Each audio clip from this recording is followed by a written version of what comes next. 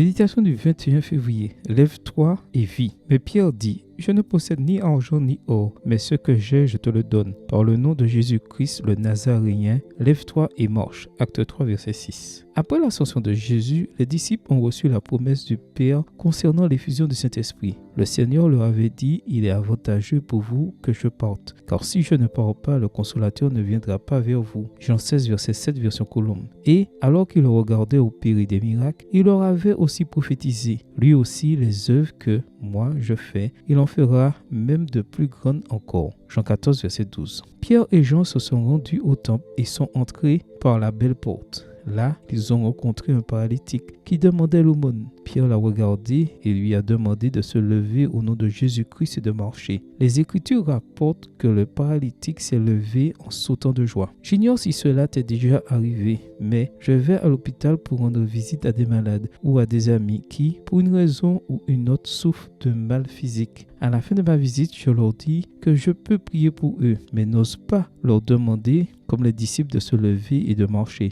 Se peut-il que Jésus ne fasse plus ce genre de miracle? Comment avoir une telle foi qui dise avec confiance, sans hésitation: Au nom de Jésus, lève-toi et marche? La guérison du paralytique n'était pas une fin en soi, c'est-à-dire que les disciples n'allaient pas se vanter de leur foi puissante pour guérir les personnes malades. Le Seigneur se manifeste de manière appropriée au moment opportun. Les confirmations de l'Église naissante ainsi que la foi des disciples étaient à ce moment-là vraiment nécessaires. Le Seigneur a jugé bon de donner ce pouvoir à ses disciples pour l'établissement de l'Église et la propagation de la mission dans le monde alors connu. Pourtant, le Seigneur continue à faire des miracles dans le monde entier, parfois de manière extraordinaire et parfois par l'intermédiaire de médecins. Même ainsi, les miracles qu'accomplit le Seigneur ont toujours un but salvateur, car lié à sa mission. Lui qui sait tout et qui voit tout profite de chaque occasion pour appeler ses enfants ou pour les fortifier dans la foi. Même si nous mourrons tous, le plus important est que nous ayons l'assurance de l'éternité avec Jésus. Comment va ta foi?